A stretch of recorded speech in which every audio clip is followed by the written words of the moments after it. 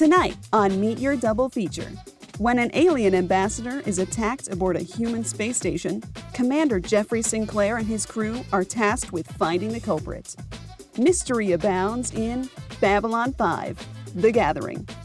Then, when an injury ends his hockey career, Doug Dorsey returns to the ice as the new partner for a temperamental figure skater.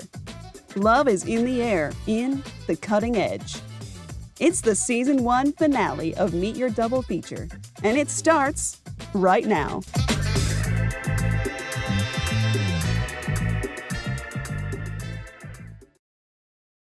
Hello and welcome to Meet Your Double Feature. My name is Thomas, joined as always by my brother Frank. Frank, how's it going? Excited to be here. Excited to be here. Frank's excited, I'm excited, and with good reason. Frank, tonight is our Season 1 finale here on Meet Your Double Feature. That's awesome, right?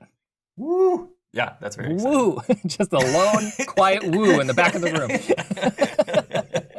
That's how exciting it is. That's how exciting it is. Yes, we have done 12 episodes, including this one, covering our favorite forgotten 90s films that we've never actually seen and think might actually be good. And this is going to be the climax of all of that. We are going to review 2 films on the show tonight. Frank and I each selected one for the other to review that neither of us had previously seen.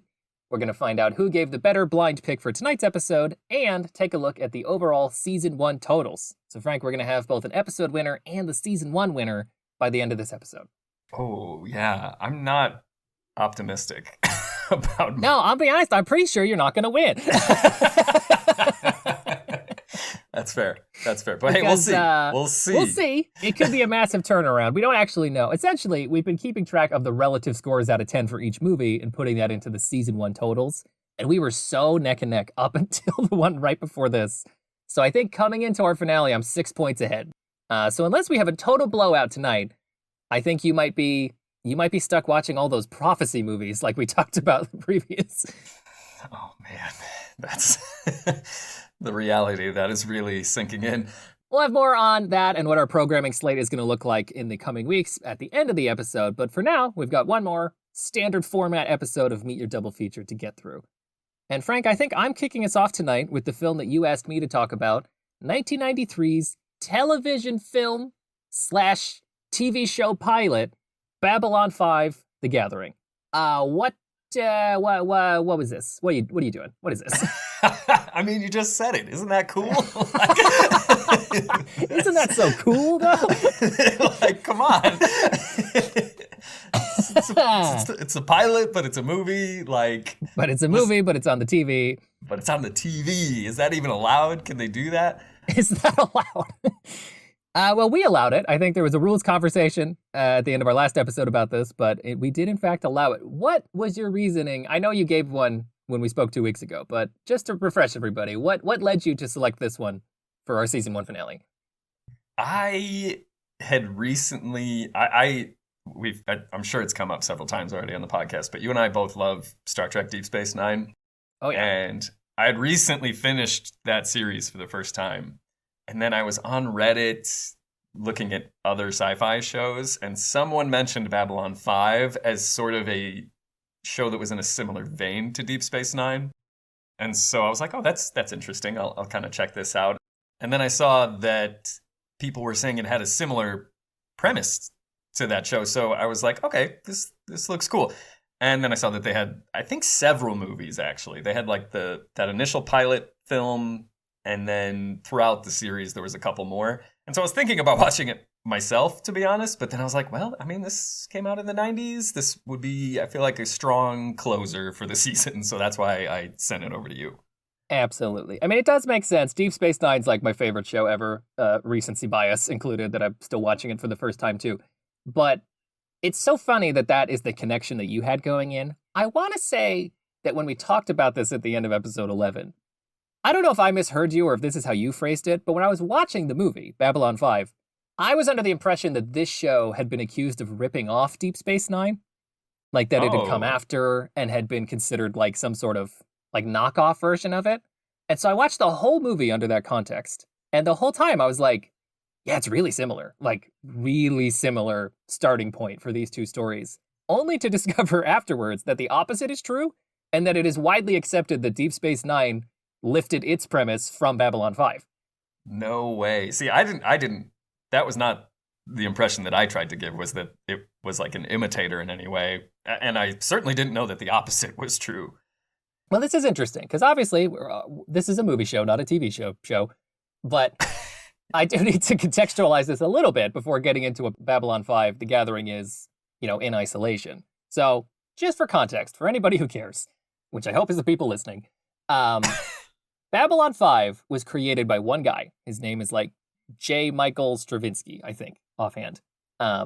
He was pitching Babylon 5 as like a multi-season TV show starting in like the late 80s, early 90s, that he'd already sort of mapped out like the entire story. It wasn't really going to be an episodic program. It was more of like a continuous serial storyline that he wanted to tell over multiple seasons of television. And he was shopping it at various networks, including Paramount, who owned Star Trek. And they didn't pick it up. But then a couple of years later, right around the same time that this Babylon 5 movie was being produced, they were looking to make a new Star Trek spinoff. And it is never been 100% confirmed what happened, but I think it is widely accepted that somebody somewhere in that creative process ended up lifting some ideas from this pitch they'd seen for Babylon 5 and sort of integrated them into the premise for Deep Space Nine, because they start in basically the exact same place. Wow. I think that happens, unfortunately, quite often, where there's a pitch and then they're like, yeah, we don't like that at all. And then they go and make the exact same thing. Absolutely. I mean, we talked about the movie Cutthroat Island in our last episode, which was pitched as like a potential way to adapt Disney's Pirates of the Caribbean ride into a movie, which Disney turned down. And then a couple years later, they just made Pirates of the Caribbean. So like versions of that story have happened in many contexts, but I do think that it led to some animosity between fans of both series. Like some people seem to think that Deep Space Nine is just like an A to Z ripoff of Babylon 5 and that it's like a sort of disingenuous show. But like none of the creatives involved believe that. They both take place on a stationary space station that serves as like a trading outpost and wayport for various alien races in one big galaxy. Most of the earlier Star Trek series were about like a ship exploring new planets, whereas this was like, let's set it all in one location and have people come to us. And that is the starting point for both Babylon 5 and Deep Space Nine. But it really goes in different directions past that point. It's mostly in this pilot movie that you had me watch, and maybe the original pilot for Deep Space Nine, where you might see like, yeah, these are really kind of starting in a similar place, which is just kind of bizarre for me to go back and watch now. Yeah, I mean, I like that premise a lot, though, because I've seen it in other, we've mentioned like the Mass Effect game series before, and I know like the Citadel in that universe also has like a very similar function. And I just like that. I feel like it's just such a fun, I love things that are like a bottle setting. And I feel like, while not exactly that, those shows, Deep Space Nine and Babylon 5, seem to sort of encapsulate that idea. Absolutely. And I do think that for the rightful grief that maybe the Star Trek producers were given for lifting the ideas from this unused pitch for Babylon 5, you could also argue that even some of the inversions in the story of Babylon 5 are a response to the then popular Star Trek series that had been running for 30 years before that point. Like, that premise is interesting in part because it inverts the usual premise of a sci-fi TV series.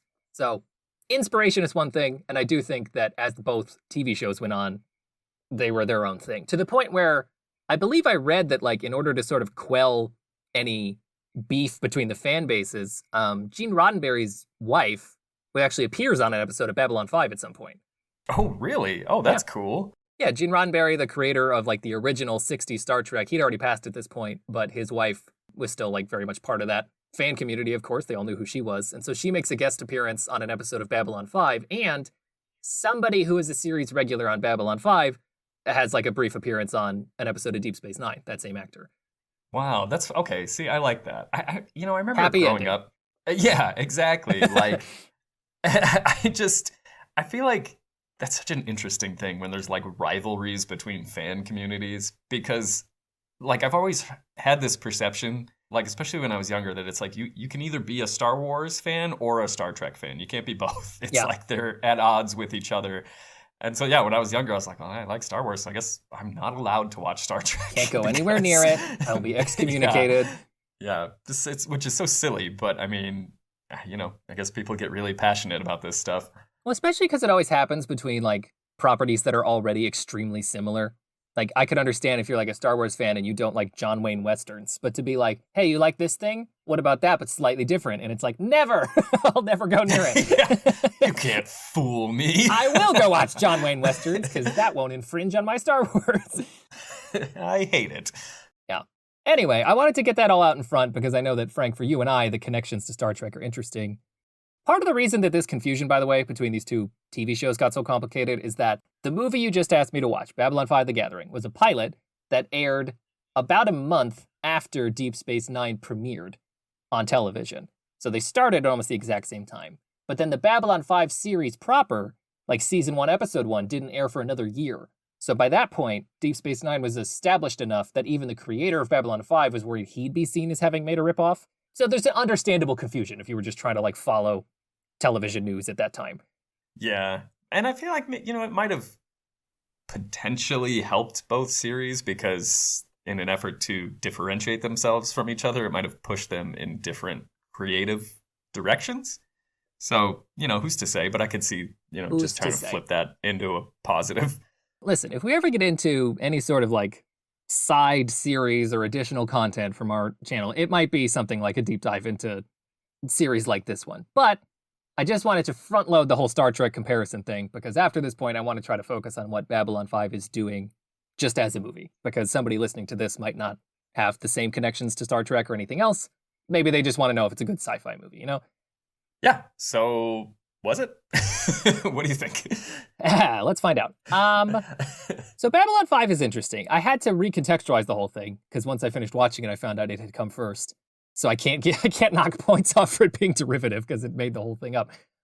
It's an interesting series or interesting film that obviously is the pilot to a TV show, if that makes sense. Like the whole thing, production value wise, scope wise, is trying to tell a complete story, but has the same feel as like a 2-part episode of a TV show.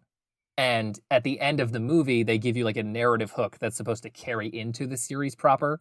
So that's a very interesting lens to look at this from, because it's not trying to be a complete idea. It is supposed to essentially be a hype machine that gives you a little taste of what this like universe is about, but is ultimately just supposed to get you excited for what's going to come next. But does it still have like a satisfying beginning, middle, end story? It does. It tells a very Star Trek-esque science fiction drama story, which is the part where I think if you are a fan of other Star Trek series, you would like this Babylon 5 film. It's not sci-fi action. It is very limited in its like actual violent conflict and action sequences. It is more that classic like science fiction drama that's really heavy on dialogue and kind of like hammed up performances and political intrigue. Ultimately, this one is about like a murder mystery, although I guess it's more of like an attempted murder mystery. And I guess in order to really tell the story, I have to explain the lore of Babylon 5, which I'll be honest, is hard to do. Oh, yeah? Well, I mean, you could give us a slightly abridged version. Just like, I'll try to explain the parts that are relevant for the story that they're telling here. But it's been a while since I tried to just step into a brand new sci-fi canon, not already knowing how any of it works. And that is probably one of the most abrasive types of media to get into. Like, I already know what Star Wars is because I've been watching it since I was a child. I know the rough pop culture imprint of Star Trek enough that when I started watching it, I was like, yeah, Vulcans, phasers, whatever. But to Sure. whatever they're up to, Spock, I don't know. But to step into a new space that is trying to both tell one story while also introduce you to the entire concept of what it's about, it's a tall order. And I do think that Babylon 5 does a decent job by not going overboard. Essentially, as I mentioned, the premise of the story starts the same way that Star Trek series does. It's about the like military crew, mostly humans from Earth, operating a space station that is like at a static point in space, serving as like a trading outpost for various alien races. There's, I think, in the film, 5 main alien groups, and they're represented in this particular story by the ambassadors from each world that are meeting aboard Babylon 5 for some sort of ceremony or meeting at the beginning of the story. So they try to do a good job of being like, you just need to meet one alien from each race, and that's all you really need to understand for this story, but they're there as representatives for the fact that like these are the races that we're going to be telling the whole story through. Yeah, I mean, this might sound totally uninteresting to some people, but I'm absolutely hooked by I this. know, it's dense, novel-esque science fiction storytelling. Like, if you watch any sort of sci-fi thing that's more modern, I feel like we've gotten away from this kind of storytelling, and it's much more leading with action, traditional kind of Hollywood pacing. This is like, no, this is entirely dialogue driven and just explaining things that happened instead of showing them, which is like, I think a total turn off to some people. But if you're like kind of a hardcore sci-fi person, I'm sure you would like it because it's delivered pretty effectively. Sorry, just real quick, just to argue for the flip side of that, because that paints it pretty negatively. But I feel like the strength that creates in both Star Trek and it sounds like in this as well is like you get like amazing like character actor performances and like really strong dialogue and intriguing drama. Like that's what you're trading all of that like action and kind of like bombastic set pieces for. Yeah. And so if that's what you're interested in, then I feel like these are the types of things that definitely scratch that itch. No, absolutely. Like, I know that you and I both find this stuff fascinating because, again, it is like an awesome stage for like fun acting and like theater of the mind type stuff. Like, the budgets on these series are always small enough that you have to kind of like tell things instead of showing them, which is the opposite of usual storytelling logic.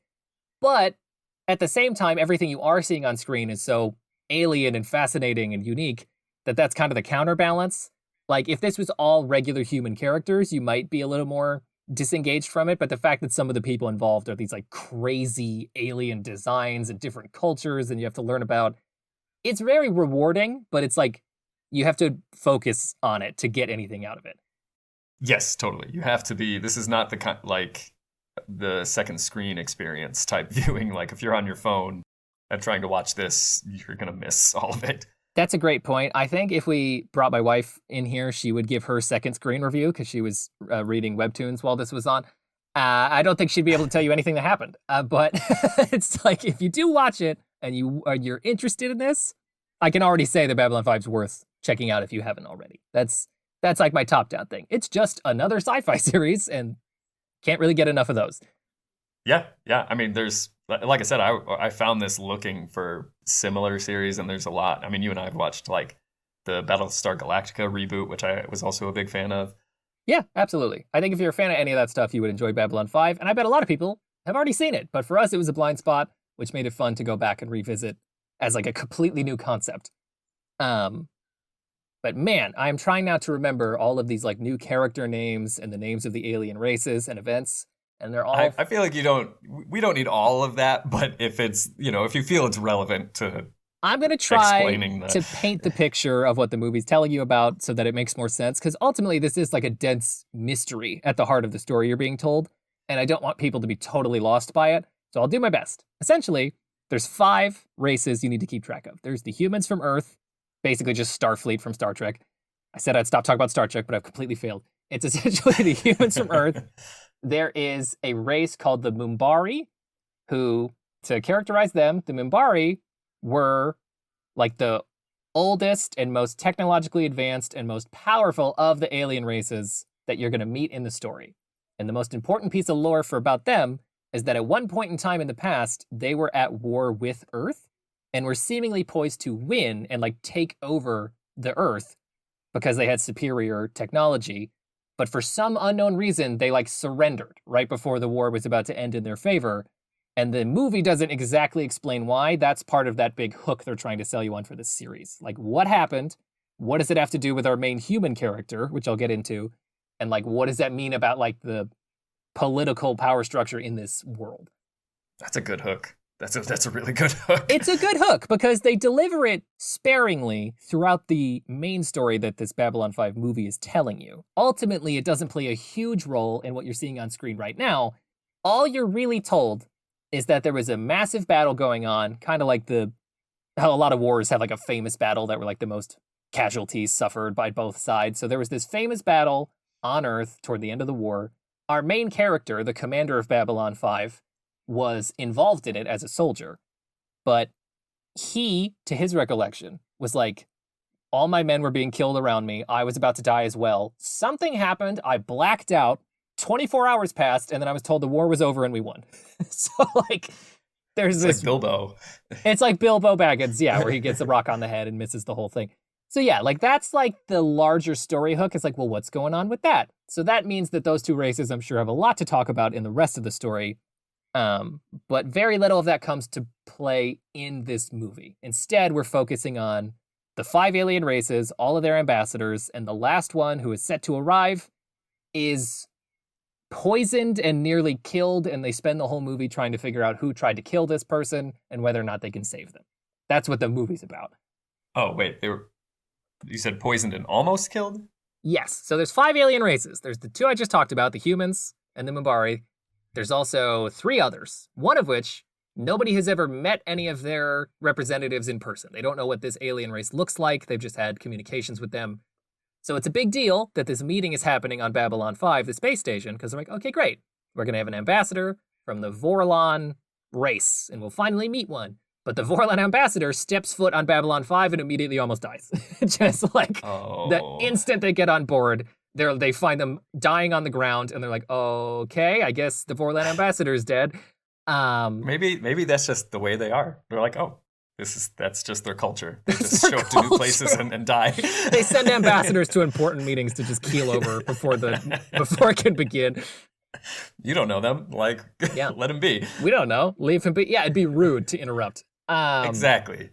So that's the core of this story. The Vorlons are like a mysterious race. The person that you're seeing is inside this giant like suit of armor, so like you're not really seeing what they look like. And you have this ongoing thing where this Vorlon ambassador is in a coma. The other characters aboard Babylon 5 are trying to like keep the peace while also figuring out who tried to do this, who wants them dead. And it's just kind of like that classic sci-fi thing of like, there's a bunch of little plots and threads and you're not sure how they all connect. And then it all ramps up as the story finally concludes. And I can't think of much else to talk about other than to just kind of walk through the mystery as the movie presents it.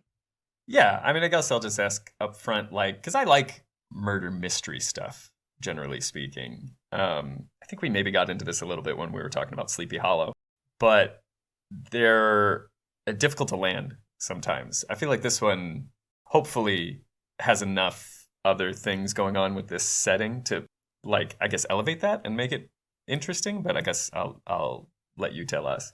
Absolutely. I do think that the strongest thing I could say about this story in the movie is that it is a compelling enough mystery that's not super predictable, but also not like confusing and stupid. You know, like they didn't do anything overly complicated to like throw you off the trail as the viewer. Instead, it's just like something's going on with like a shapeshifter, maybe. There's people being killed on board the space station. We don't know who the actual killer is. And as we get into by the time like the second act begins, the prime suspect in the attempted murder is actually your main character, like the commander of the space station. Ooh. So your space station crew, again, if you've watched Deep Space Nine, this is going to sound like one-to-one with like the cast of that. But you have like your main commander guy. His name's Jeff. He's the guy in charge. There's also a woman who is like the head of their command center, like their operations center, named Laurel. And then you have a security chief who's investigating the crime. And then there's a doctor. Those are like your 4 main people who work on Babylon 5. Yeah, this is 1-to-1 with the cast of Deep Space Nine. Literally exactly the same. And then you also have the side characters in the story are the ambassadors for the other alien races. So there's one ambassador who's a woman from the Mumbari, who again are that alien race that could have destroyed Earth and chose not to. She has like a friendship with Captain Jeff. And so they have like a dynamic throughout that story where she's feeding him information. There's also the classic Star Trek theatrical British sounding alien guy, if that makes sense. He's one of the other ambassadors. Yeah, totally. I think this actor actually playing, the character's name is Jakar. And I think the actor who plays Jakar even had a recurring role in like Star Trek Next Generation. So just plucked straight out of that kind of crop of actors who are like super classically trained, and then they just put him in silly makeup and costumes and have him talk about Space Wars, and it's awesome. It's so great because it is so theatrical. So I think that's something else that, like, I guess if I was trying to sell someone who might be interested in these types of shows or movies, it would be that it's like if you love that kind of like big theatrical, like more classical, like you said, acting style, but with like great prosthetics and costuming and stuff like that. Like it's all very theater, and I think people would appreciate that if that's the type of thing they're into. Absolutely. And Jakar gives a great performance. As soon as the movie started, it was rolling the credits over the first scene, and it was saying like so-and-so as this, so-and-so as this character. And I saw like yada yada actor as Jakar and just said out loud to my wife, I was like, I'm putting all my stocks in on Jakar. I don't know who that is, but that's a funny name. I'm going to be a big Jakar head. Which was funny because he turned out to be an antagonist and was just kind of like a jerk. And I was like, Jakar. Jakar. All these names are so funny. Like, what did you say the name of the one alien species was? I think it's the Moonbar. Ah, Christ. I got to look it up. There's somebody listening right now who has seen Babylon 5 who is like, you're mispronouncing this so badly. Well, that was going to be my point, though. Like, you could literally just be making these up, and I wouldn't know because they're just nonsense sci-fi names. So okay, I don't expect. Oh yeah, give us your I think best it's take. the Minbari or the Moonbari. I wrote it like 3 different ways in my notes. Okay, well, just keep changing it. Mix it up. Just keep changing it. The Klingons, if you will. Klingons, yeah. Anyway, Jakar's race is called the Narn, like Narn. Narn. That's a bit of a weak name. You can always judge sci-fi or fantasy by how good its proper nouns are, just like names for people and places. And Narn, pretty weak. Yeah, Jakar's good, though. Jakar's good. Jakar's a good name. And then the final alien race, who you only really see through the lens of their ambassador, I think they just call them like the Alpha Centauri people or something. The Centauri Republic. Whoa. Okay, that's cool. That's a good one. That's a good one. Points for that. I would say that overall, proper nounage in Babylon 5, quite good. Nice. Yeah, like that's honestly, that is like a hinge that good sci-fi can kind of go up or down on, like you said, because if they have bad, just silly sounding names, like Wookiees and Ewoks. And Jedi. Misa think they could do better. Misa thinks so too. Yeah. Anyway, good proper nounage, but I know it if you've not seen it, this is all going to sound like just word garbled nonsense. But essentially, there's 5 main characters. There's the ambassadors and then the rest of the crew of the Babylon 5 space station. In order to characterize the Centauri Republic ambassador, if you want like a shorthand, just think like the Penguin from Batman. Wait. But like imagine like the Penguin from Batman, but like a sci-fi version who is kind of like a sad alcoholic. Who are you describing right now? Which character is this? This is the ambassador from the Centauri Republic. This is the guy that keeled over? No, that was the Vorlon ambassador. Obviously, that was the Vorlon ambassador. Okay, I'm just picturing like a dead penguin on the ground now. Like... No, Penguin's fine. Penguin's like, I don't remember the character's name, but he is like more of a frequent visitor to Babylon 5. Like he has, you're not going to believe this. He's like the seedy deal-making guy who hangs out in a bar all the time and has like a friendship/rivalry with the security chief. Sounds like a different show. But his character is funny because his race, in the context of like the lore overall, the Centauri Republic used to be like a really powerful alien empire, but due to some circumstances no longer is. And he expresses it as like, we essentially have to grovel to like the people from Earth now for like resources and like business deals and stuff. So his whole character is like a once great race who's left with nothing now but like stories of their prime and is kind of just floundering in the present. Okay. All right. So, and this is the guy, I still don't understand how he's like the Penguin in his appearance, like visibly, or just his characterization. Like he looks like the Penguin. Like he has like some gnarled teeth and like is kind of just this somewhat rotund guy. And he if you saw the show, you would understand he looks like if you sent the Penguin into outer space. Okay, got it. All right. I thought that would be more helpful because it would simplify it. I think I've complicated things even further. Yeah. No, it's fine. It's fine. I'm with it. So those are your 5 alien races. Let's recap. We have the humans. We have the humans, normal people. Minbari, they're the strongest. Centauri Republic used to be good. Now they kind of stink. Jakar's people, the Narn, we don't really know much about them. We just know Jakar. And then the last one is the mysterious Vorlons who we just met. We just saw their ambassador, and now he's almost dead. Okay, cool. I'm with Easy. it. Easy peasy. And then Jabba the Hutt shows up. No. Jabba the Hutt.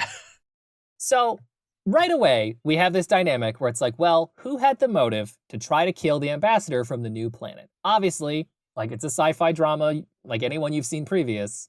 There's like a political angle, like who would stand to benefit from disrupting what is probably some sort of like, I think, peace talks or strength building, like bond building meeting between all these alien races. Somebody's trying to sabotage it. They try to get this person killed. Who done it? You know, it's a classic mystery.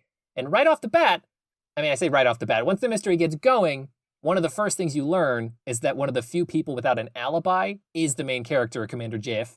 Jazzy Jeff. Jazzy Jeff. Because you see that from his perspective, he's in an elevator and the elevator stops working while he's on his way to meet the ambassador, which delays him enough that he misses the attempted murder. But then later, the security chief is like, there's no record of that malfunction. Are we sure this wasn't you? And then as it goes on, we have a character with like telepathic powers show up who like straight up says that she saw him commit the crime. Like she saw this Commander Jeff try to kill the ambassador. So right away, your main character, who we just met, is already your prime suspect in a murder. I don't like him. Yeah, that's kind of like one of my beefs with the framework of this TV movie, is that it seems like a very understandable premise. Your main character is put in a situation where it seems like he's guilty and there's no obvious logical way to prove that he is not guilty because it's a science fiction show and you know it's going to be some kind of more complicated scheme. And the viewer has to try to think about what that could be, and that's what makes it ultimately satisfying.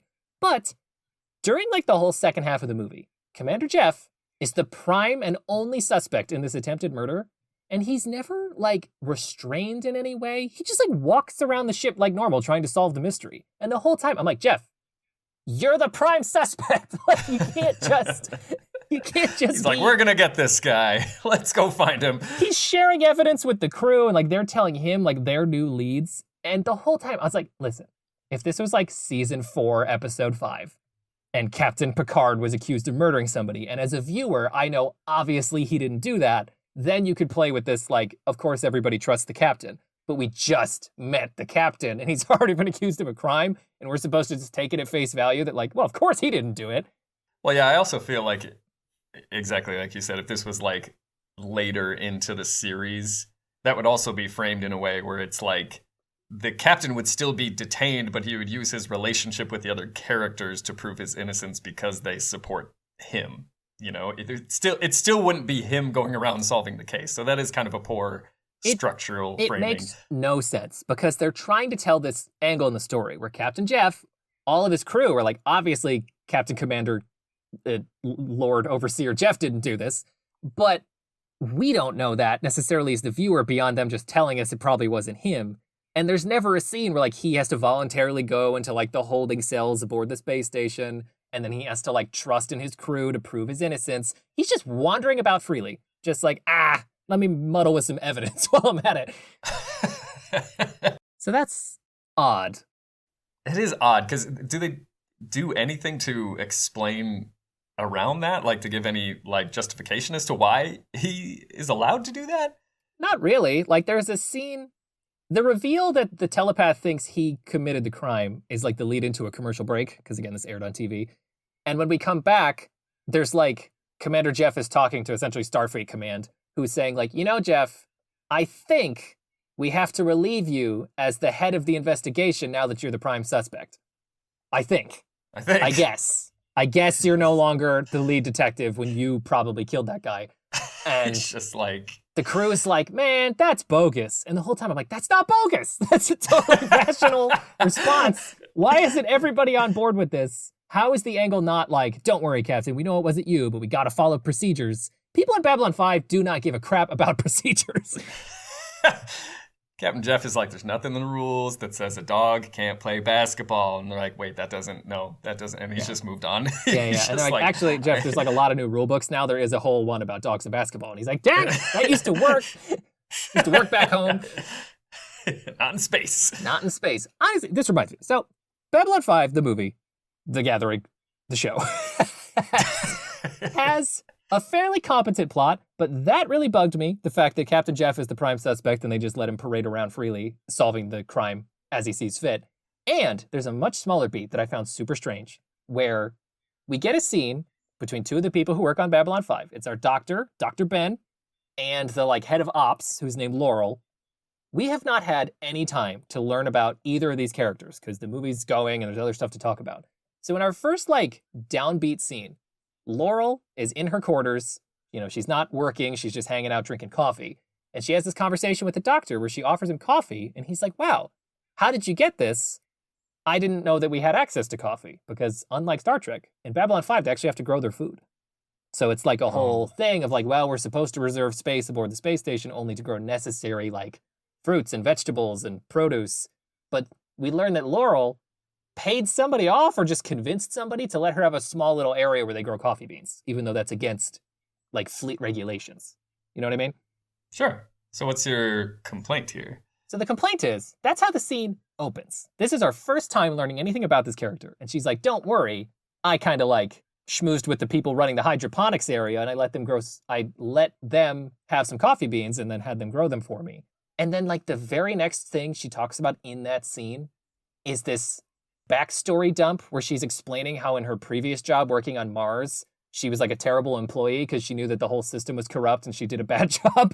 And that apparently Captain Jeff came along and like whisked her away to come work on Babylon 5 and was like, you know, I really think you have something in you to be great, but you got to try harder and you got to do things by the book and try to change the system from the inside. And so she says out loud to the doctor, like, I haven't broken a rule in a long time now, Ben. And I was like, we just talked about you and your illegal coffee beans. It's the only thing we know. She just like, I haven't broken any rules, and then just takes like a long sip of her coffee. Like she's holding the coffee while she's saying I haven't broken a rule in a long time. And it's so weird because ultimately that scene is about them deciding whether or not to do some illegal stuff to like probe into the mind of this unconscious ambassador, because they're still trying to solve the murder attempt. So they're like, well, if we could get inside his mind with this telepath, maybe we could find out what happened. And then they're like, well, but that's illegal. We're not supposed to be able to do that. And so she's sitting there like, I haven't broken a rule in a long time, drinks illegal coffee bean crop. Like, that's insane. It would be like if you opened a scene in a movie of a guy just like shooting half-court basketball shots and making like 4 or 5 in a row. And that's the first thing you ever see him do. And then he turns to another character and he's like, I haven't played basketball in a long time. It's like, what are you talking about? Listen, man, time moves differently in space. Like, it's just... It's like, that was 4 to 5 seconds ago. I was over there. I was a different person. Yeah, exactly. Yeah, maybe it was supposed to be a tongue-in-cheek line. Maybe it was supposed to be tongue-in-cheek, but it didn't land and it made no sense. And it was a very jarring, like, scripting issue in a movie that otherwise made total sense. Yeah, I mean, I hear it. Your complaint will be filed with the board. With the board, and then she'll ignore it because she's a rule breaker. Are those two characters a couple? That was going to be my question when you mentioned that they were spending time together and it was the first time we saw them. No, the only like romantic pairing you get is that Captain Jeff has a girlfriend who is a freighter ship captain that comes and goes from the station periodically and they never get to spend enough time together. You gotta be kidding me. Yep. Yep, that's more Deep Space Nine comparison. I think our favorite show ripped off this other show. All right, shut it down. Shut it down. We can't let this go out. Yeah, we can't let people know. We can't let people hear about this. I'm sorry, Paramount. My bad. I'm sure you haven't done anything wrong either, Paramount Pictures. Uh-oh. We gotta shut down Google. We gotta shut down a lot of stuff. Yeah. Paramount's like, I haven't broken a rule in a long time. Just like stashing bags of money under their desk. Anyway, to answer your question, no, the doctor and the ops commander lady are not a pair. We just have the captain has a girlfriend who's like a side character that doesn't work on Babylon 5. I will say also, you were talking about performances. Like, this is a great canvas for classically trained actors to just like flaunt these interesting characters. And I would say that overall, the performances on like your average Star Trek show in the 90s ranged from like good to great to amazing. Whereas on this Babylon 5 movie, it's like acceptable to bad. Like some of the performances are really bad. Well, I in the small amount of research I did, like when picking this film, I believe there is, I don't know how significant or how many people it is, but I think there's some of the main roles are recast when the series actually begins, or just new characters are introduced. Interesting. So That could be the case. I will say that the rule-breaking coffee drinker, Laurel, is giving a horrendous performance. Like, her line reads are so wooden that it's like an insult to trees. Well, okay. Like, it's so jarring because they'll have these people in here, like Commander Jeff, he's doing fine. Like, he's just doing like super normal kind of like, I'm in charge around here, main character guy energy. And then we'll just cut to her in the ops room, struggling to articulate these lines or deliver them in even remotely convincing way. It's just distractingly bad from this one particular character on the main cast. That's brutal. I mean, does she have a lot of screen time? Is she important to the story of this? I almost said first episode, which I guess that's kind of what it is, but to this TV movie? Not really. I'm sure she would have been if she stuck around for the series, and maybe it gets better. Like, I'm not going to judge the actor. I don't know what their capability is, but just this performance that was captured was terrible. And like the security chief guy also kind of gave a mixed performance. You know, Jakar was really good. The main guy was good. I just was surprised that a couple of these performances were so weak, because I feel like if that doesn't hold up, like the whole facade of the show can come down. Like, if you put out an episode of Star Trek where nobody's a good actor, you don't have a show anymore. Yeah, I feel like one of the big advantages, I guess if you want to call it, could be the directing, could be the writing, but like a lot of those like character actors that they bring onto Star Trek seem to really understand the material in a way that, regardless of like the specifics of what they're talking about, like clearly they're talking about nonsense like alien creatures and worlds and stuff, but they make it sound so believable because they find the almost Shakespearean-esque like storytelling underneath, if that makes sense, you know? Well, it's absolutely. like Shakespearean is the perfect word for how they typically play it in the better versions of this. Yes, because it's you know, again, great sci-fi at its core is reflective of our human experiences, and so I find that like that's one of the big advantages of this type of sci-fi is like, you know, you're changing the specifics around and placing it in these sort of distant locales and stuff, but it's all still very human experiences that you can relate to. And I feel like the actors that really deliver the best material, despite being in silly prosthetics and stuff like that, are the ones that really get that. And I don't know if that comes with having a relationship with like the writing or possibly the director guiding them that way. But I could easily see how that could slip off in the other direction, and people are like, well, the Jakars are, you know, whatever. They're taking the hobbits to Isengard? What is the line? Yeah, exactly. Line. Yeah, line. I do think that is a point against Babylon 5. Again, a lot of people really like the show. I'm sure the larger story being told is interesting, and there's probably a lot of strengths to it. But what you get in Babylon 5 The Gathering is a perfectly competent sci-fi mystery that resolves in an interesting way and does create a hook leading into the main series. But it doesn't really have what the best episodes of Star Trek have. Still talk about Star Trek. What the best episodes of Star Trek have, which is like interesting thematic language underneath individual stories. Like, Star Trek is often episodic and serial. Like, they're telling a larger story, but they'll do individual little stories within it that often speak to these like grandiose themes, because that's what sci-fi is well suited for. And even like the pilot of Deep Space Nine tackles some really interesting concepts around like humans' relationship to time. And there's this fun allegory where the human captain's like trying to explain to an alien why baseball's interesting, but the alien experiences time like all at once. They don't have a concept of linear time. And he has to explain, he's like, no, you don't understand. Like, it's in that moment where you throw the ball and you're waiting for it to reach the batter, and you can't say for certain if they're going to hit it or not. Like, that's where the human experience lives. And it's just compelling. It just asks a lot of big questions and often doesn't even answer them definitively. Babylon 5, not a lot of that. Not a lot of, like, big questions, big picture. It's really concerned with its actual basic level plot above all else, I think. Yeah, which, you know, I do wonder how much of that, like, it would be interesting to see where the series goes from there, because this, you know, being a pilot, I could kind of see them having to they have a short amount of time to pitch this as a thing people are going to want to watch. So I could see them feeling like if they went too niche or too far into that direction, because Deep Space Nine, one of the big advantages of that show was that it was coming off the heels of Star Trek The Next Generation, which was a hugely popular show that was still on at the time. So even if Deep Space Nine failed, the network still had Next Generation airing. Yeah. So they could sort of take more risks right off the bat. Baseball. Well, and right off the bat, parentheses, baseball.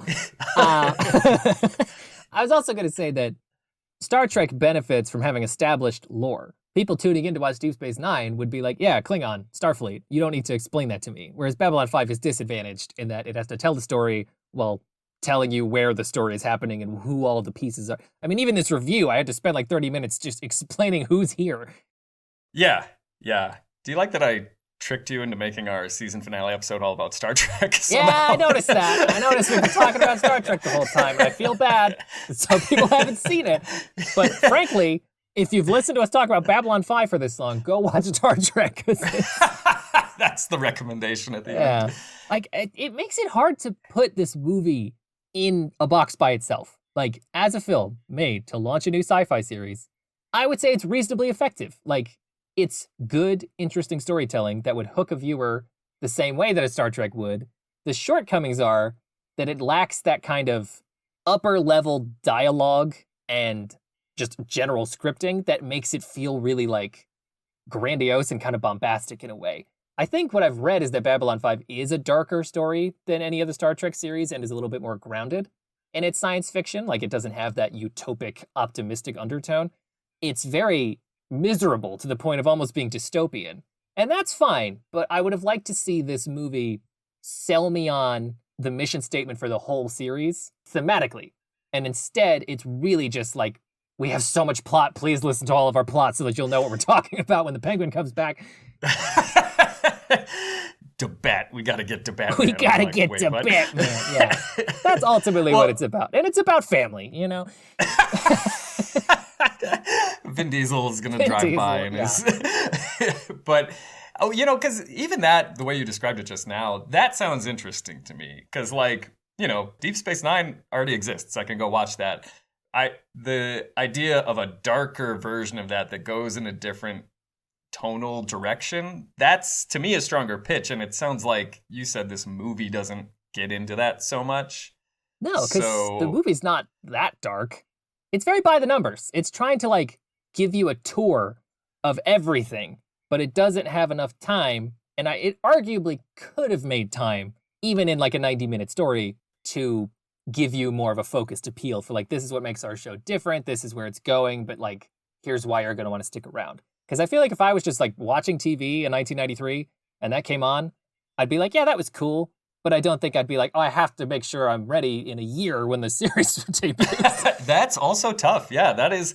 I wonder what the sort of behind the scenes production elements were that necessitated it. Maybe they were still shopping it around for that whole time. But that's a long gap in between a pilot TV movie and then how many people saw that and then also saw the first episode of the show a year later. Yeah. There probably wasn't a lot of overlap. Not to mention, does the first episode of the show just have to recap everything from that movie? Because it's so much later, and a lot of that lore was significant to what was going to be coming up next, that I don't know. The movie ends up falling in a weird place. It was made too early relative to when the series launched, and was made in a bubble, but spent a lot of its time trying to tell you there's more coming up after this. And I think those elements kind of conflicted, and it left the movie feeling a little bit aimless, even though on paper it was pretty well done. Yeah, it also brings up the question of given the time period when that was released, if you missed the movie and were watching the series and wanted to go back and watch the TV movie, what resources would you even have? Unless they released, a VHS version that you could go rent from the video store. Yeah, I guess you could go down to your Blockbuster Video. But would they have even released a physical, or did it just air on TV? Because it was a made-for-TV movie. So I don't know how often they did that. Made physical copies of made-for-TV movies, in the 90s. Grandpa, how did people watch the TV before? Because I have those questions all the time, and we were around for the last 10 years of that. but I can't recall it anymore. Like, the idea that it's like, this is my favorite show. I have to be in front of this TV Wednesday at 7 every week for 9 months, or else I'm going to miss it. Yeah. Well, I feel like TiVo we never had TiVo. We did not have a TiVo. That was probably a big innovation at the time, so that you could watch your shows at a later time, but then you still had to set it up to record the right shows, I think. Like, I definitely remember being a kid and being like, if I don't get home from school in time, I'm going to miss my shows. And then my night is ruined. Which makes it sound like you're 85 years old, right? They're like, I got to get home or I'll miss my stories. Yes. Except it was like Batman. Yeah, exactly. I got to see Batman Beyond. What are you talking about? Yeah. So Babylon 5, The Gathering, the movie, the show, the game, is really weird. Like, it feels out of place in its own franchise's history. And I do think it's pretty good. I would certainly not recommend against it for people who like this kind of storytelling. But it's such an anomaly that, like, I can't easily... I'm going to have to rank this out of 10 later, and that's going to drive me up a wall, because I just don't know how. Well, good luck out there. Yeah, good luck. Yeah, I mean, I guess we'll catch up on that thought in a bit. For now, we're going to head to our intermission, and then when we come back, Frank, you'll have an entirely different movie to talk about. Although, spoiler, it somehow does connect all the way back to Star Wars. So we'll see how that works out. Oh, okay. I didn't know that, but I told you I'm last sure time. He'll tell us. Oh, yes, you did. I'm sorry. You're right. Yeah. I get it. I'm with you now. He gets it. He works here. Anyway, tune in after the intermission for The Cutting Edge.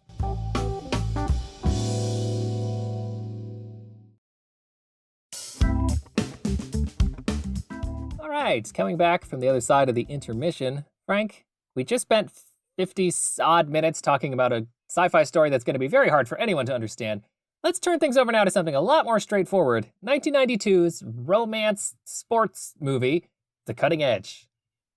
Yes, this will be far easier to follow, and that's a pretty good description of what it is. That's actually here in my notes, that it's somewhere between a sports movie and a, like, Hallmark movie. Got it. That makes sense. I do know, because I don't remember if I gave the full explanation when I first introduced the movie at the end of our last episode, but I was looking up Cutthroat Island, which you asked me to watch, and I was on Tubi because I knew it was streaming there, and I typed in CU, and all these movies popped up that were called The Cutting Edge. And I was like, well, what is that? What are all these cutting edge movies? I think that this movie was successful enough in the early 90s to warrant, I don't think any of them are direct sequels, but it's like a name that's been held on to. So every now and again, they'll make a similar movie and just call it The Cutting Edge, but I don't think any of them are connected. You're wrong. They are connected. There's a cinematic universe? At least the second one. I did see that, similar to The Prophecy, this did spawn a series of films. No video games. I was on the lookout for cutting edge video games, but... was there a Babylon 5 game? That's a great question. That's true. We can look into that later. But yeah, there was like, I think 2 or 3 films that came after this one. And I did read a little bit of trivia that the 2 lead actors from this one sort of made a deal with each other that they wouldn't do a sequel unless the other person agreed to do it too. Interesting. And I believe there was, again, take this all with a grain of salt. This is just stuff I read online, apparently pulled from interviews or whatever. But one of the leads, Moira Kelly, said that she was offered a role for the sequel, but the amount she was being offered was like insultingly low, and so she turned it down. Makes sense. And so then the sequel is like about the daughter of the 2 lead characters from this movie, but the 2 lead actors from this movie do not return. And then I don't know where the series goes from there in terms of the other sequels and how connected they are to this one. Okay. But at least the first one is supposed to be a continuation. So we might get into cutting edge Tokyo Drift territory where it's like similar but totally different cast. Well, also speaking of Tokyo Drift, this, like, the only other thing I read about that first sequel is this film takes place in 1992, because it's like very specifically because they're competing at like the 1992 Olympics. And when they made the sequel, it's about the the daughter of the two lead characters, but they had to change the year of the Olympics that they supposedly competed in this first movie to like the 1984 Olympics so that they could cast an older actress as the daughter. Oh. So they like retconned that in the sequel. They're like, oh yeah, they retconned which Olympics it was. That's funny. Yeah, exactly. I thought that was silly too. So, because, again, from what I read, I don't know if this one performed that well initially upon release, but has formed sort of a cult following. People do like this movie. Certain circles have found it later and appreciated it. Okay, that's good to know. I assume something must have happened. There must have been a reason why the name had value enough that it's been... I think there was a cutting edge movie as recently as like the 2010s. Yeah, exactly. Yeah, so they definitely kept it going, which is kind of, I don't know, again, it's similar to Prophecy. It's like, how did such a relatively unknown movie have such a lasting legacy, I guess? Yeah. I did see a bit of trivia as well that I thought was funny, that like there's a TV show airing now, I think it's just called Ghost. Maybe you've heard of it, maybe people listening have heard of it. Is it called Ghosts, plural? Isn't that a show? It might be Ghosts. Sorry, yeah. I think it's possibly Ghosts. And I guess one of the characters on that show like frequently references this movie. Oh, interesting. Yeah, so it has that kind of like, I don't know, like sort of modern pop culture imprint, but I feel like the joke there is that he's sort of referencing a lesser known movie as like his favorite movie. I also have a small personal connection to that show because one of the lead actors on that show went to the same college as me, and we actually acted in a short film together. So, wait, what? It's one of my You were in a short film for school with one of the lead actors from Ghosts. Yeah, correct. How has this never come up in casual conversation? You just holding on to this? I don't know. It was a project outside of, it was someone I met like in my film program, and then he was shooting a short film like outside of school. And I may have mentioned this to you because this is just a personal gripe I have, but I have an IMDb page that has like my production credits on there, and it's mostly like camera and lighting stuff because that's what I've done primarily on set. But if you find my IMDb page, the first thing listed is actor. It says like, actor, and then like camera and electrical. And I like have tried to edit that because I'm like, I'm not an actor. I quote unquote acted in a couple of like short films when I was in college. Just, this similar thing. It's just very student film level stuff. And I've tried to get them removed from my IMDb, but IMDb support is very much against that. They're just like, no. They're like, we believe these are real credits. We're not taking this off your page. What's done is done. You're an actor now. Put the camera down. Get in front of it. Yeah, exactly. But yeah, one of those credits, one of those like 2 acting credits that are listed first on my IMDb page, one of them is a short film that I did with, and one of the other actors in that is one of the lead actors on the TV show Ghosts. That's pretty funny that someone could look up Ghosts, look at that person's IMDb, click through to something they did much earlier and see your name in there and be like, wow, who's this actor? Who's this actor? Yeah. Does a lot of camera stuff. Yeah, That's it looks weird. like he's producer, photography. Wow, really gave it up.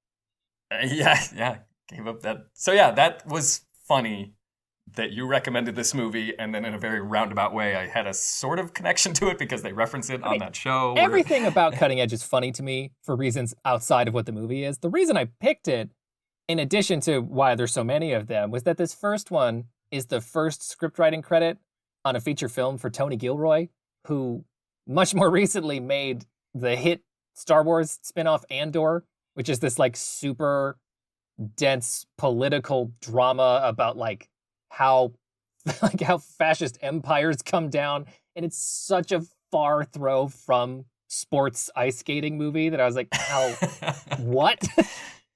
Yeah, no, you're right. I mean, this was his very first writing credit for a feature film, and I mean, yeah, I guess Andor ties into kind of the previous, sci-fi series that we were talking about, because that is an excellent, like, sci-fi.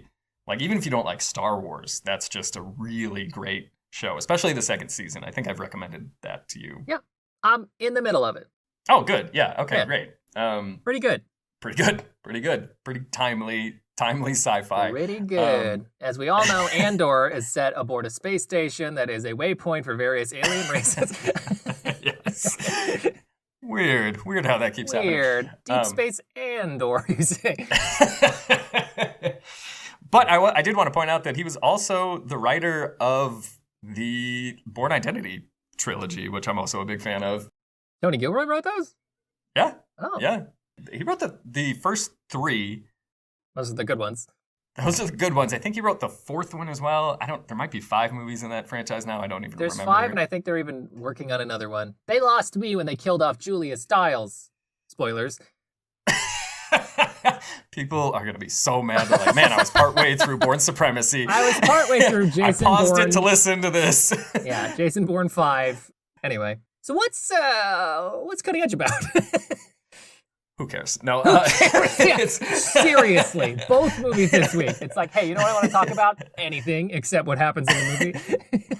No. I will say this. I feel like this was a good one to end this first season on, given the theme of our first season, of forgotten 90s movies. Because, like, this is literally a note I have written down that this just feels like a movie, Yeah. I'm like, oh, okay, yes. This is really just a standard, like, especially 90s filmmaking going on here. And I cannot say that about every movie we've watched. Like, Yep. Some have veered off that course in a good way, and, in terms of, like, creative decisions. Some have gone the opposite direction and, like, needed to be more like a movie than they actually felt like.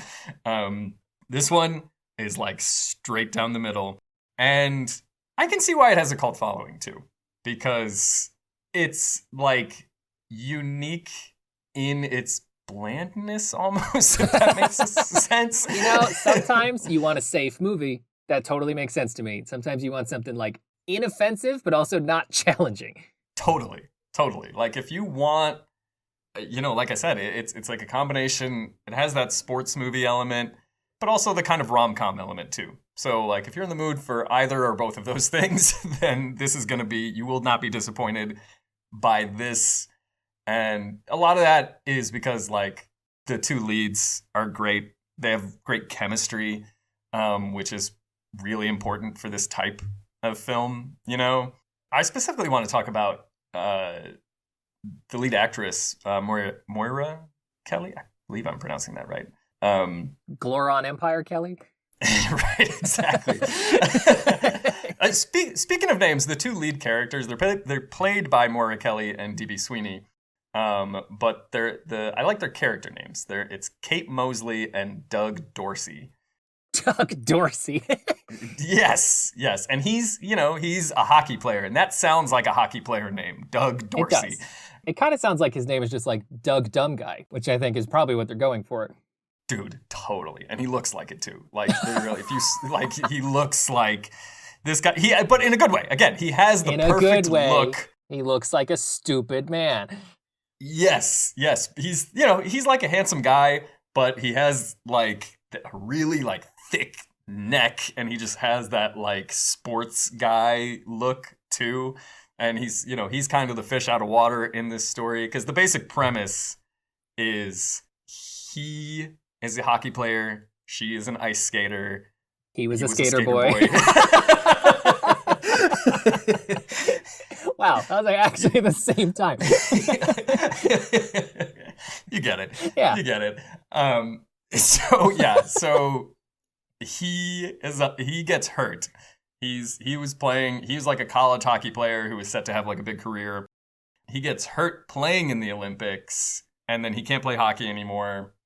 She like is competing at this. They meet each other for the first time at the first Olympics they're competing at, where they're competing in these different sports. She fails in her Olympic journey at that one because she is at odds with her figure skating partner. And so her coaches and her dad are trying to find a partner for her to skate at the next Olympics with. And they find this guy, Doug Dorsey, who was this very promising hockey player who can't play hockey anymore. And they're like, but he's great on the ice. And so they're like, that's the odd couple pairing of these two. It's a good hook. Sounds like a really short book with big font. Just like something you can pour through really pictures. fast. And pictures. And colors. Yes. Yeah. And her dad, I want to mention him too. He's played by Terry O'Quinn, who is John Locke from Lost. So we have a Lost alum in here. Frank likes Lost. I don't think that's come up before. Frank really likes Lost. He always tries to get me to watch Lost. I won't do it. You should. Lost is good. That was really funny. You really should watch it. But it's just funny as a Lost superfan. His daughter's name in this again is Kate Mosley, and Kate is another main character on Lost. So he's always going around saying Kate. It's all connected. It's all more connected. Interesting things. Yeah, Lost is really good. We should talk about that now. Actually, that's a good point. But no, this is this is a perfectly fine movie. I was getting to the point earlier. I wanted to talk about more Kelly because the film starts and I think I mentioned this when I was talking about No Escape, when I was talking about the actor in that I was just like so heavily associating him with another role. Mm-hmm. But right when she starts talking, her voice is so distinctive, and it's because I think, as you mentioned already, she's Nala from Lion King. Oh, the yeah, original animated. And I mean, she just has an amazing voice. It's almost like, even when you're watching her on screen, it almost looks like that's not the voice that should be coming out of her body, if that makes sense. No, absolutely. It's just like a really strong voice. Yeah, totally. But it's great, and she gives a great performance, and so does D.B. Sweeney as Doug Dumb Guy. Okay, so that's a classic setup. How far into the movie do we reach the point where it's like, you have to help me be an ice skater? Do we have to spend like a whole act of him like not wanting to do it? It's very much like that's the first act is, he's very upset that he can't play hockey anymore. And he is back home working like in a warehouse, and very upset about his life and still obsessed with hockey. And then her coach finds him.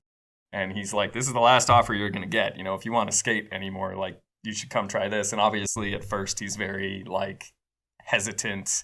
It's very much plenty of things have done this, but the example that was coming to mind for me was High School Musical. And oh yeah. It was very much a I don't dance type moment. But then, again, when we're in the middle of the movie, he's back home and he's talking to his family and friends. And at first he'd kind of lied to them about what he went off to do while he's out of town. They're like, oh, you're back doing, playing hockey or whatever. And he's like, no, I'm a figure skater. Oh my goodness. And then he strikes a pose. Right. And they're like, for no reason, this it's small town energy. So they're like, you're what? You're a figure skater, man? And he's like, I like it. So it's a classic, that's not what a real man does kind of storytelling, which is again, very 90s. Yes. And I do feel like they added a lot of scenes. They went out of their way throughout the whole movie to make it kind of clear what a ladies' man this character is. And I feel like they did specifically do that because it's the 90s and he's in a very, as a figure skater, he's in this sort of non-traditionally masculine role. So they're trying to assure the audience that this guy's not gay. Is that basically, yes. Okay, yes. Yeah. There is so much, the first scene you see him in, he's hooking up with somebody else, at the Olympics, and he's running out of the room because he's late for the game or whatever. And then there's just several scenes where he's interacting with all these different women. Picturing him just hurrying to get his stuff on. He's like, sorry, woman that I slept with because I'm straight. I gotta go. Like, just like really Literally, hammering that's it. That's the scene. He literally, there's the dialogue is he doesn't remember her name. He keeps saying, he's like, oh, I gotta go, Stacy. And then she's like, Stacy? Who's Stacy? And he's like, oh, sorry, Kate. And he, like, he just keeps getting the name wrong. Like, I sleep with women because I am a heterosexual man. Yeah. It's just like tattooed on his forehead, like Doug Dumb Guy, super straight. Like super straight. Yeah, that's his business card. That's kind of funny. I feel like that'd be more necessary if the movie was not, because it's a romance between the two leads, right? He ends up with this woman anyway. You'd think that would be enough. Right, exactly. Yeah, it's like, it's unnecessary, but it felt pointed enough that to me, that's why they were doing it. Like, I don't know if that was Tony Gilroy in his script or if, like, when they were making the film, the studios were like, no, we got to let audiences know Doug Dumb Guy loves women. Like, yeah, because otherwise the women in the audience will think he can't fall in love with this woman. And so then they'll get bored and they'll leave. They'll leave the movie. They'll walk out in protest. Walk out. And then Tony Gilroy's like, what if there was a droid? And he was like sad, but like a cute little droid. But as I was saying, though, the two leads have great chemistry. They have very much the, like, they're at odds with each other. They're such opposites. They're arguing all the time, but they're falling in love over the course of the movie. It's very by the numbers in that way. Yeah. And as I was saying, like, that really hinges on the chemistry between them, and these two really have that. They both give really good performances in that way and, like, understand their characters, and that makes it fun. It's, like, not a slog to get through. There's lots of fun, like, there's at least 3 training montages set to, like, pop music, Oh, you gotta have that. That's like, that's part of that puzzle every time. Yes, exactly. Like, this is almost like something AI could spit out. It's so formulaic in terms of, like, but just to reiterate, that's not a point against it because it does that well. It's like the good version of that. The cinematography is great. See, there you go. I wouldn't have assumed that. Yeah, I feel like it's worth pointing out because so many of the scenes are like, you get a lot of, like, stunt double work. These two leads did both have to learn to skate for this film, but obviously for some of the more complex skating sequences, it's stunt work, And so the lighting is really good in a way that it's shot very wide and in a way that's going to obscure the faces of the stunt actors, but, like, still looks very visually appealing and has a distinct sort of style to it. It's not that, like, washed out, oversaturated Hallmark look. It has the feel of one of those types of movies, but with, very contrasty lighting. So it sets the tone visually that way in a way that I liked. So yeah, I believe the DP's name on this was Elliot Davis. So shout out to them for that. Shout out. See, Frank really appreciates good cinematography because he, as an actor, really benefits from that. Actor. When I auditioned for The Cutting Edge, they said, you're 9 years old. You can't be here. I thought that was rude. I thought that was rude. They didn't give me a chance. Me and Moira could have had good chemistry, too. We don't know. Yeah. Speaking of Moira and acting, though, so she, as I said, both the leads had to learn, like, neither of them had any previous skating experience prior to filming this, but they both learned to skate because they had to be on the ice for almost all their scenes in this movie. There's a lot of them skating. But I was thinking while I was watching it, because she's the lead in this, and she's definitely had a successful career, so not to diminish that in any way, but I couldn't help but thinking while watching this, like, why she didn't have a bigger career even, because I went and looked at some of her credits afterwards, and it wasn't, she didn't star in as much as I would have assumed she had. Yeah. And an interesting tidbit I saw that may have contributed to that, not to speculate too much, but she was cast in A League of Our Own, with Gina Davis, Tom Hanks. She was going to be one of the leads in that movie, but she had to drop out because she got hurt filming one of the skating scenes in this movie. Oh. She was on the ice and like dislocated her shoulder or something like that, or her leg. I can't remember. She sustained an injury while they were filming that sort of had to force them to move their whole production schedule around. So they had to like film everything else, and then like all of her skating scenes and most of her scenes in the movie towards the end after she had recovered. But that injury sort of forced her to drop out of that other movie, and that was a much bigger film than this one was. So that might have led to more roles for her, possibly. There's gotta be a term for that, because that's such a common story for actors like yourself. Is the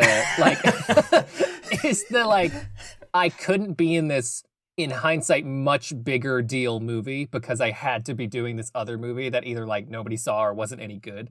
Like, it's such a funny irony when you look backwards to be like, yeah, I could have been in The Matrix Reloaded, but I was too busy making Cutting Edge 4. Yeah, I was going to be in Matrix Reloaded, but I got hurt. I got hurt in the ice. I wasn't skating. I just fell. I was fighting. I just fell. I was just at the rink after the audition with my mom, and then because I was 9 and I fell down, and they were like, I'll never be in Matrix Reloaded now. I got a boo-boo. I can't do this. Boo-boo. Movie's in 10 years. I won't be recovered in time. Won't be ready. Dang it. That's funny. All right, Cutting Edge sounds fun. And I'll be honest, I was hoping for that, because when I pitched it, I knew it had like a funny trivia angle behind it with the Andor guy writing it, but I had this sense of like, this is either going to be charming, straightforward 90s movie, or like a super cheap, ugly mess. And it sounds like it was the former. Oh yeah. I could see this like definitely going in the other direction. So I was pleasantly surprised, honestly, throughout. You know, it was almost like, in a way, you know, you're kind of waiting for that other shoe to drop where it does sort of fall off, but it doesn't. I mean, it's consistent all the way through. It has, you know, a satisfying conclusion. You know, they don't really have that big romantic get-together kiss till like the very end of the film. There's more fun trivia too that I wanted to point out. Like, there's a lot of like real competitive like Olympic skaters in the movie. Because of course it's a 90s movie. Their like rival team near the end of the movie is the Russian team. Oh no!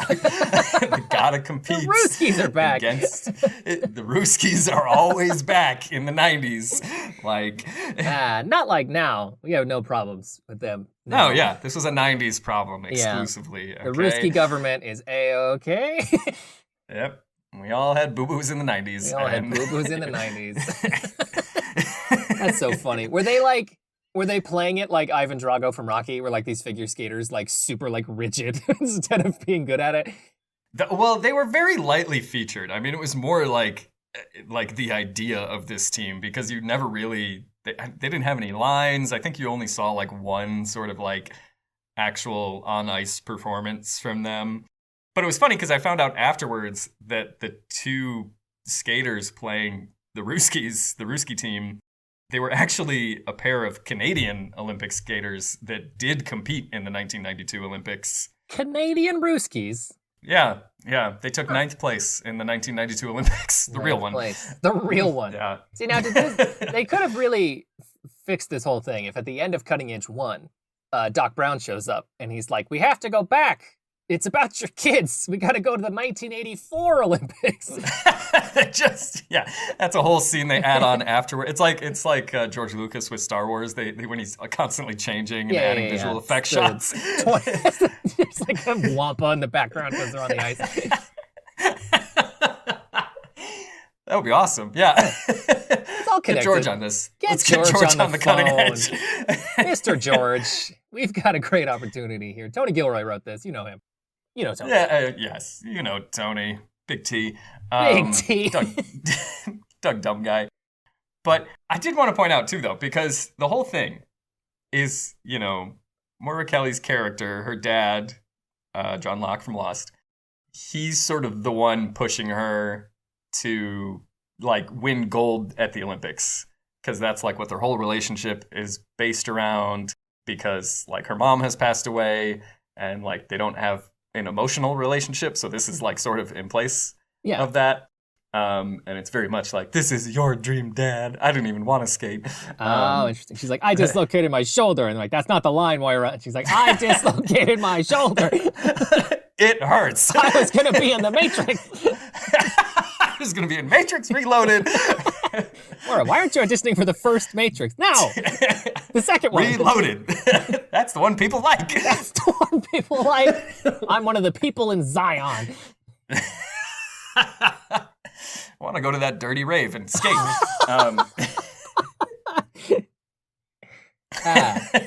Dirty rave. That got me. But anyway, I just want to point out that I had to rewind the film at the very end because I wanted to double check this because it's obviously it's heavily implied, but spoilers for anyone who cares about the movie. That's a very basic ending. But you know, they confess their love for each other before they go out to skate their, you know, final performance. And the big thing is their coach, you know, he has this like, yeah, it's like literally like a band move. He's like, our only way to beat the Ruskies is to do this crazy move where you like throw her around the ring and then toss her up in the air, and she's like, that's illegal, we can't do that. And he's like, we're gonna do it. We're gonna do it. I don't ever break the rules. Drinks illegal coffee. yes. And so, like, you know, when they're like at odds at each other in like the, you know, third act, they're like, we're not gonna do it, we can't pull that move off, we haven't landed it once in practice. But, you know, then they confess their love for each other and they go out on the ice and they do the crazy move. Is this movie like the inspiration for that Will Ferrell comedy, Blades of Glory?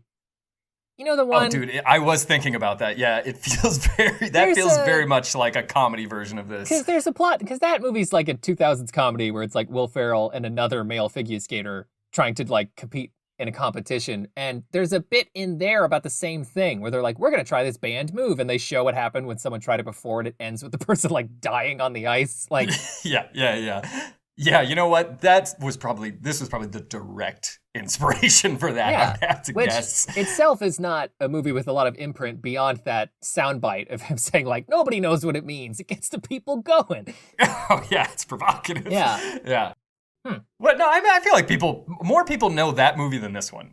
No, I know, but it's like, it's funny that probably when that was made, it's like they were riffing on ice skating movies, but how many of them could there even have been? This is probably the biggest ice skating movie before that one. Yeah. Again, I don't know what the cultural impact of this movie was at the time, because it's sort of, you know, online, it's discussed as sort of a cult classic. So I don't know, maybe it was kind of like ripped on at the time for having this like hockey male figure skater guy, and like that's why they used it for like comedy and something like Blades of Glory. I don't know. But you know, it certainly doesn't deserve any hate. This is a very competent movie. Seems like a wholesome, fun. Yeah, totally. But the point I was trying to get to, which is just a gripe that I have, is they do the big trick, right? They land it. The crowd starts cheering, and then the two of them kiss on the ice, and then we're straight into credits.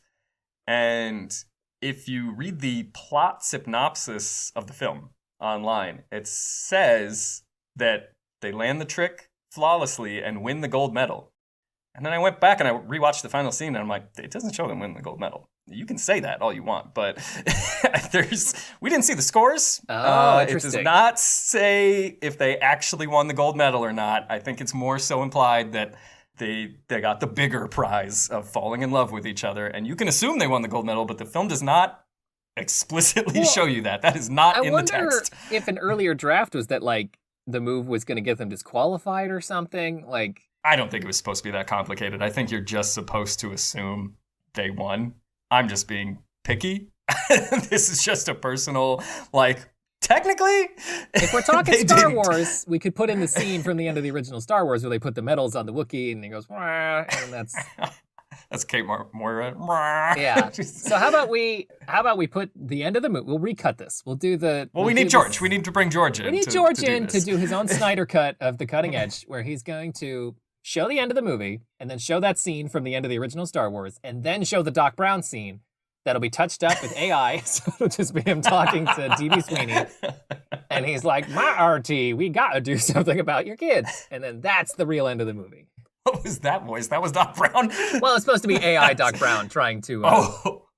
I don't have a Doc Brown impression. I know I'm the man of 1,000 impressions, and you're an actor. But you have an AI... Yeah, exactly. We're both actors now. You're a voice actor, but you have an AI Doc Brown impression, but not a regular Doc Brown. I don't know. We're going to cut that whole bit. No one will know. Interesting. Okay. That went a lot shorter than our conversation about Babylon 5, but it sounds like maybe that's it. Yeah, I mean, unless you have any other follow-up that you were dying to know about Cutting Edge.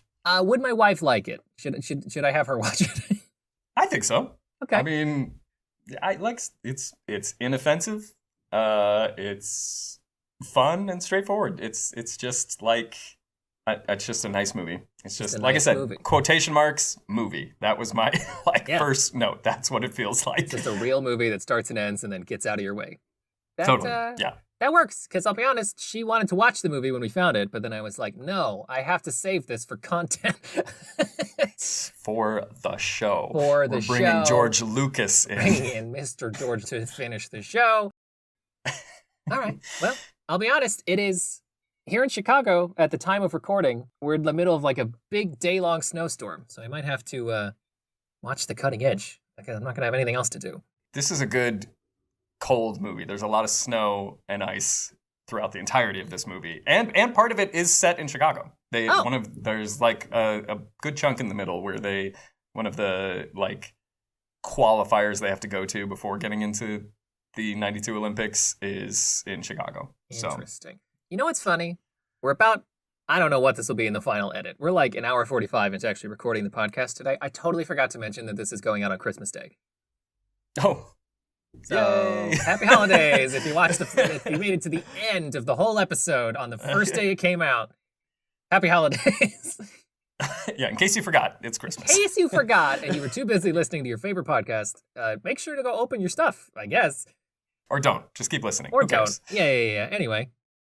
Is that the end? Are we on to scoring? Is that the end?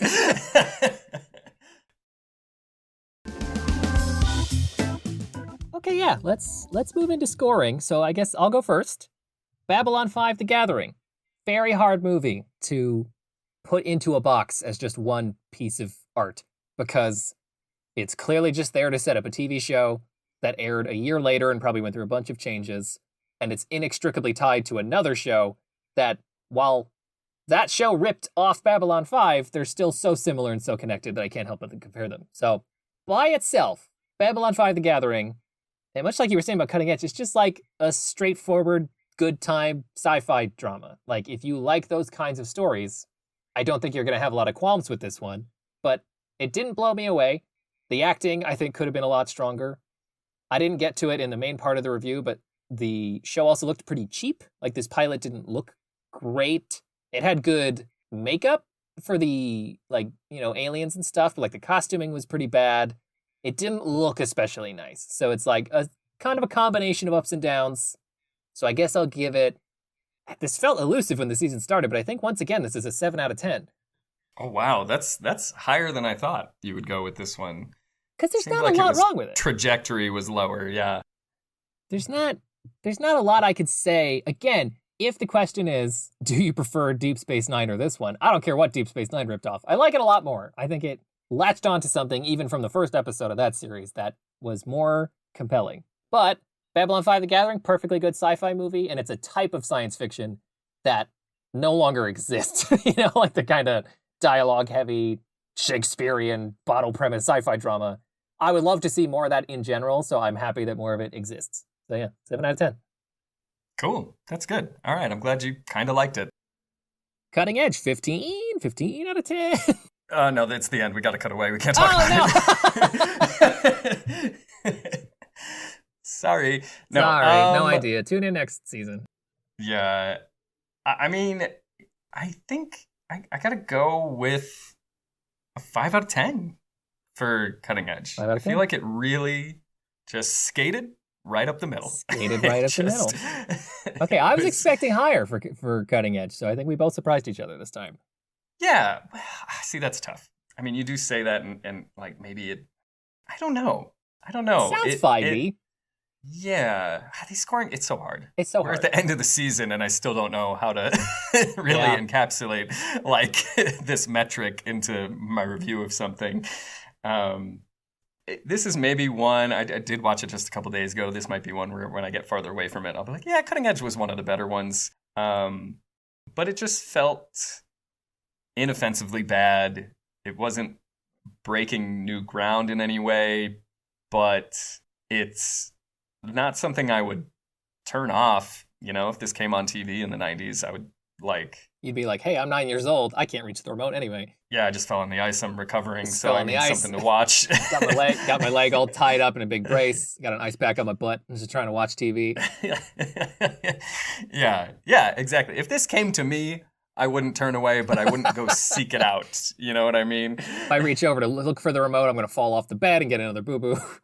Yeah, it's dangerous out there, man. It's winter. Why is there ice on the floor in here? Yeah, I mean, that's what I said a long time ago about The Jackal. I gave that movie a 5 out of 10 for the same reason. I was like, if it's on, it's not ever bad enough to turn off. But if it's not on, it's not ever interesting enough to start watching.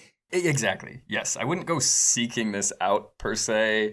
I wouldn't mind watching it again, but it just felt really right up the middle. Absolutely. And that's commendable. A 5 is not bad, all right? This is not No, like of course. getting a paperback in school where anything less than like a 70% is like you're the worst, you fail. 5s are good. No, exactly. Yeah. I mean, we've said it before, probably bears repeating at the end of the season, but movies are impossibly difficult to make. So if you can make anything that's above a 0 out of 10, then that's amazing. So it's very admirable to be a 5 out of 10. Absolutely. So congratulations to the makers of Cutting Edge, the maker solo of Babylon 5 The Gathering. Such a one-man project, that one. Okay. Well, let's take a look then at the overall scores for this episode and then for season 1. So, Frank, I will say you've won the episode. Yeah. All right, let's end it there. That seems Let's like a just good cut it right there. That's a good point thing to to stop. end on. Mr. Lucas, please cut the feed. So your movie got a 7 out of 10 from me, and mine got a 5 out of 10 from you. So you're the winner of our last episode of season 1. So congratulations. Yay. Thank you. Thank you. Another solitary woo from the back of the room. Woo. Woo. I will say, normally, the person who wins the episode gets to make the first pick going into the next episode, but because this is the end of season 1, there is actually no prize for winning. However, well, let's take a look now at cumulatively who had the better blind movie recommendations throughout all of season 1. And I will say, it stayed pretty close most of the time. I fell behind by like 6 or 7 total points really early on because I picked Grifters, and Grifters was terrible. But then I got really far ahead, and then you pulled it back again. It was only in these last 2 episodes that we split up again. So at the end of 12 picks, the movies that you recommended to me, Frank, scored a cumulative 64 points, which is a pretty high average. It's not bad. It's like a 5 out of 10 average, essentially. It's like a cutting edge average Like right a there. cutting edge good. average, exactly. Take it or leave it. The movies that I recommended to you, you scored a cumulative 68 points. So I guess I win the season. 68 to 64 was the final score. 68 to 64. Pretty close. Pretty close. Not bad. Not bad for a first go around. Not bad. I think there easily could have been a scenario where it was like 105 to 10. You know, like it's Sure, not yeah. always easy to judge a movie by its cover. It's arguably a bad idea, but we did that 12 times. That's the tagline for our show. It's arguably a bad idea. But we did that 12 times in a row. It's been so much fun. And I only say I win season 1 with some hesitancy because we did decide a couple of weeks back after reviewing The Prophecy that whoever didn't win season 1 has to watch all 5 Prophecy movies. Did we say that? Was We that recorded? did say that. Is there a It's in record the of that? Edit. Unless there's a George Lucas cut out there that removed it. Yeah. So I will say, Frank, you watched the first one because I gave you that one. That's back in episode 8, our Halloween-themed one. And The Prophecy was fascinating and really, really strange, but there's 4 more. And so I'm not going to put like a due date on this assignment, but I'm going to need you to watch 4 more Prophecy movies and come back and talk about them. Oh, yeah. That might have to be its own episode. Just 4 prophecy movies in a row. Yeah, it'll be the definitive breakdown of the franchise, though, because I can't imagine anybody else has taken the time to talk about all 5. Yeah. It would it would have been better to make somebody watch all the cutting edge movies. At least there's one less of those. That's true. Whoever wins watches Cutting It. No, we'll just have to hold on to it. I think maybe next time we should have a prize for winning and not a punishment for losing. It's in the spirit of the show. Yeah. Yeah, arguably a bad idea. All right. Yeah, I will. Oh gosh. Yeah, I will watch all the prophecy movies and report back. Yeah. I'll do my diligence. Do your homework. Happy holidays. Here's some homework. Boo. That's funny. All right. Well, congratulations on a fantastic season 1. I can't believe it was as close as it was. For the people listening, we are at the end of our first season, but we're not going anywhere. You're still going to have a new episode from us in 2 weeks on Thursday. We're just doing what I would call, I guess, like off-season content. Does that make sense? Makes sense to me. So in 2 weeks' time, at our usual same bat time, same bat channel, we're going to have our season 1 recap episode. So we're going to revisit all 24 films from the forgotten 90s season of Meet Your Double Feature and take a look at which ones maybe we feel differently about now that it's been longer since we saw them. I think we'll probably put them on like a rough leaderboard of like the best movies of the season and the worst. And then at the end of that, Frank, we're going to figure out live on the air what on earth the pitch is for season 2. Yeah, that'll be interesting. Because I think just gonna figure out what feels right. What feels right? Because Forgotten 90s was a very funny premise. You and I were both born in the 90s. A lot of our like first movie exposure was stuff released in that decade that we would watch on home video or something. I was surprised to see you at Matrix Reloaded, as given your age at the time, but that's fine. Yeah, it's true though. It's true. He's in the background. He's in that dirty rave. And so we're gonna try to pick something new. I think that eventually, of course, we're gonna do like an 80s decade theme and maybe like a 2000s decade theme, but I want to do something a little more different in between. So tune in 2 weeks. We're gonna revisit all 24 films. We'll give you the definitive list of what is essentially the top underrated films of the 90s. And then we'll figure out what on earth we're doing for season 2. Yeah, it should be fun. I will be probably excited. Probably excited, Frank. Believe it or not, Frank's gonna be there. I don't know if we can confirm that. No way. But... The actor? The actor. That's it. That's the ending. That was funny. All right.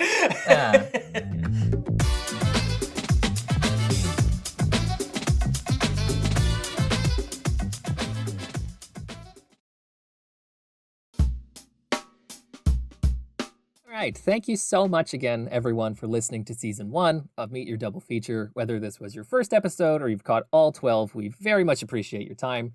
If you liked tonight's episode, please like it, favorite it, share it, follow the channel, all the things that people have been screaming at you to do on the internet for 20 years. And we will be back in 2 weeks' time with our next episode. In the interim, you can always check out every episode of our show by going to our website, meetyourdoubleFeature.com, spelled in full, just like the name of the show. And then, Frank, where can they find us on social media? What are our platforms? Good question. Just the names of the platforms. This is a fun improv game we do where I just ask Frank things about the show and he's caught off guard. Yeah, I'm not paying attention. Yeah, we're on Instagram at Meet Your Double Feature. Correct. Blue Sky. Yeah, thank you. You can fact check me here. Blue Sky.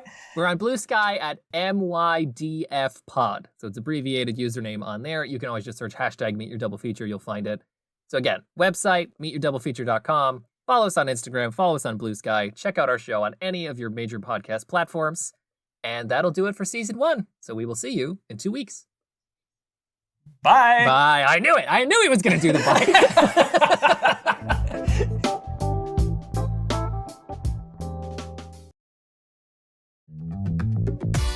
Coming up next, it's the Season 1 recap. Stay tuned for more, and thanks for listening to Meet Your Double Feature.